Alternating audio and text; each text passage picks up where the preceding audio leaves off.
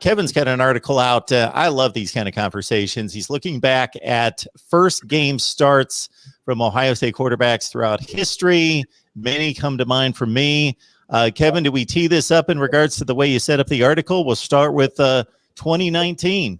Yeah, and I go all the way back to Troy Smith because at some point this was going to end up becoming a 10-part series, and I didn't want it to get there. But you go and you look at Justin Fields and his start against FAU. You know, he and Dwayne Haskins really are the guys that put up the big numbers based on where the offense is kind of set up.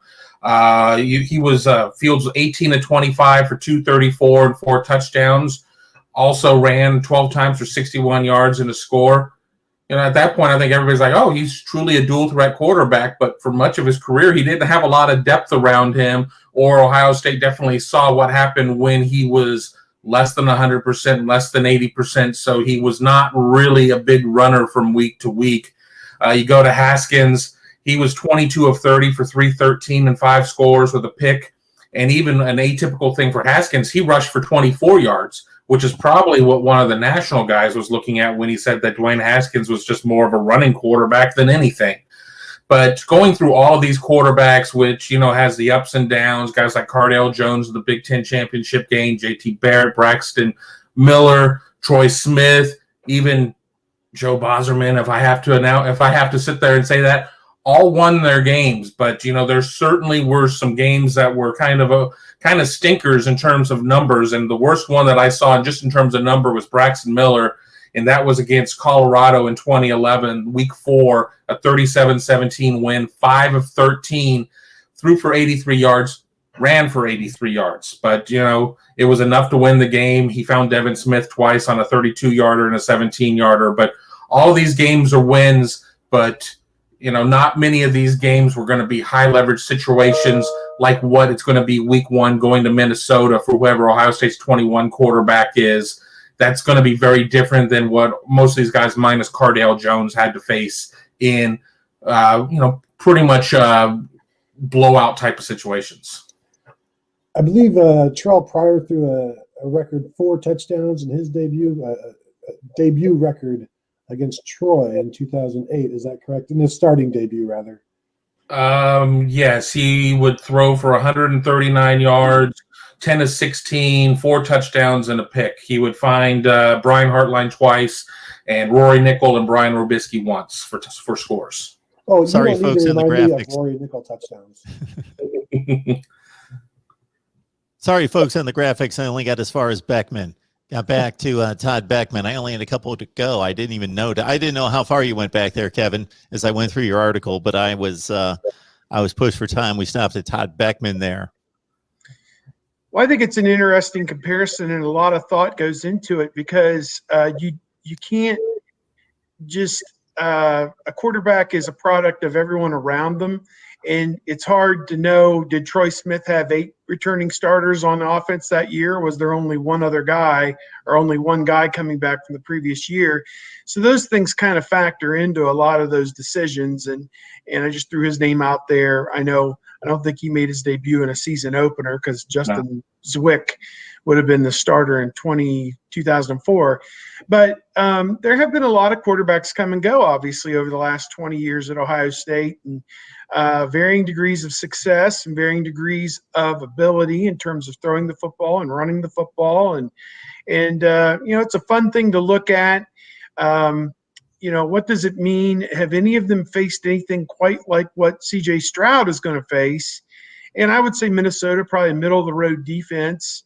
TCF Bank Stadium, I would say a middle-of-the-road college football stadium, 50,000, and they'll be eager and excited if they're at full capacity to root for the Gophers, obviously. And, you know, you don't get too wrapped up, I don't think, in crowd. I think, you know, crowd can impact the game, you know, to a degree, but I think it's the players on the field and the scheme and execution and those type of things that really come into play. And I think for a young guy, you know, to play 60 or 70 plays at the quarterback position and make each of them a quality rep, that's going to be the challenge for him, is to not just get the play off and get the ball off to whoever it's supposed to go to, and hope that you did the right thing with it, because you're just caught in the moment type thing. So I think you're going to see a kid and a guy who's going to grow and develop over time.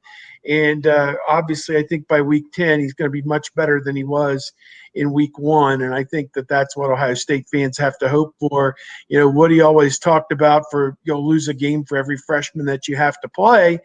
And, that's one right there. One freshman's playing, and, which of these games are they going to lose? I don't know. It could come out of nowhere like Purdue did a few years ago. And so, you just kind of take it with a grain of salt and just go with it. But I'm interested to see those young guys grow and develop.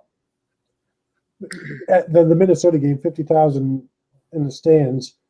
How many of those are Minnesota fans?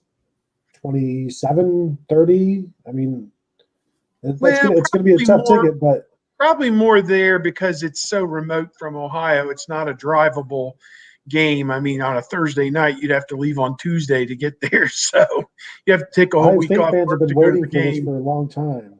Yeah. Ohio State fans have had these days off since like 2019. Right.